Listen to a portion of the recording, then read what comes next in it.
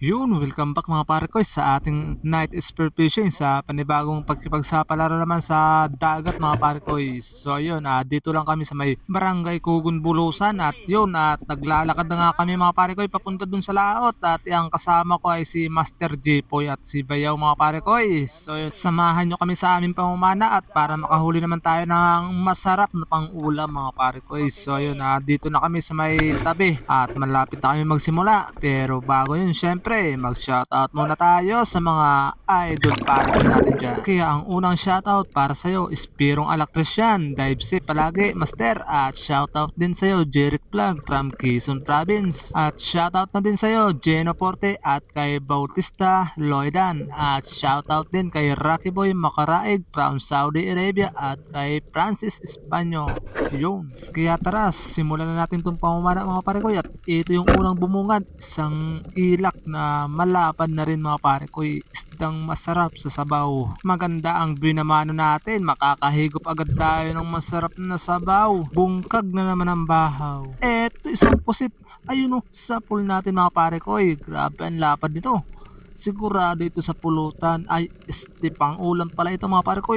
Nako, calamares or adobo sa gata. Nako, sarap talaga.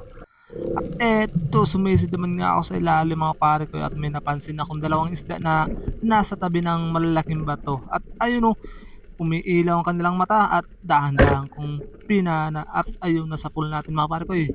Bala ko sanang pagsabahin ito kaso umalis yung isa at hindi natin nahuli. At ayun o, buti at na paana natin yung isa mga pare ko at siguradong ulam na ito.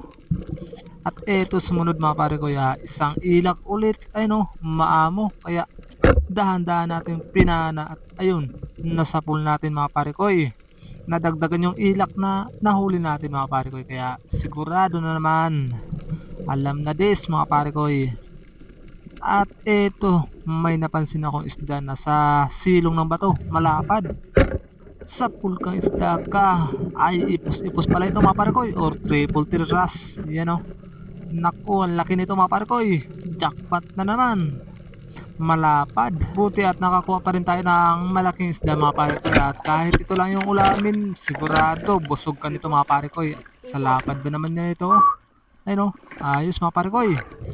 At sunod na labog ko, may napansin akong kamilo. Yan o, dinampot ko na lang mga pare ko.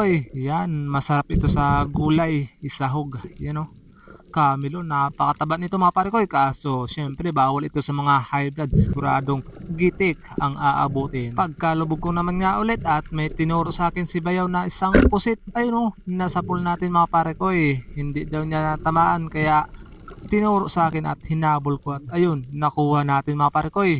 Naging dalawa na yung pusit natin na malaki. Kaya sigurado na ito sa ulam mga pare ko. At eto may kurisa na sa loob ng butas. Kaya ayun, tinira ko agad kasi magalaw yung tubig. Baka pumasok pa sa butas at hindi na natin makuha. Ito yung isda na paborito natin mga pare ko. Ayun o, masarap na klase ito ng isda mga pare ko. Kaya paborito natin ito sa bawan. At ito yung sumunod mga pare ko, isang danggit na nakadikit lang. At ayun, nakawala mga pare ko, sayang naman. Kaso syempre hindi natin yung papakulang kasi good size na danggit yan mga pare ko. Mataba yan at napakasarap nga ng laman yan. At sinundan ko kaagad ng pana mga pare ko. At ayun, nasa pool natin mga pare ko. At siguradong ulam ito, pangdagdag sa sabaw. Sarap nito mga pare ko. Malalaki na talaga yung danggit ngayon. Kaya sigurado maka-apat lang na danggit ulam na. At eto may isdang bato mga pare ko. Ayun o, sa pool natin mga pare ko. Hindi ito uri ng parrot fish mga pare ko. Kamukha lang pero iba ito dun sa parrot fish na pinagbabawal na huliin. At eto may rabbit fish or talagbago. Hindi na natin nabidyoan sa pagpana kasi medyo alanganin na rin. At eto yung sumunod mga pare ko, malapad ulit ng danggit. Sa pulkang danggit ka, ayos at nadagdagan rin yung danggit natin mga pare ko. Kung tawagin dito sa amin toros. Yan o, naku sarap nito mga pare ko. At eto umahon na nga kami mga pare ko kasi ayos na rin yung pangulam namin. At ayan o, ito yung mga huli ko, ayos na rin pang ulam. Sigurado bungkag na naman ang baho nito. At eto naman yung huli ng bayaw ko mga pare ko. Meron siyang unicorn fish or surahan. Naka-jackpot naman siya mga pare ko eh. At andun pa yung kasama ko. Nasa tabi pa lang.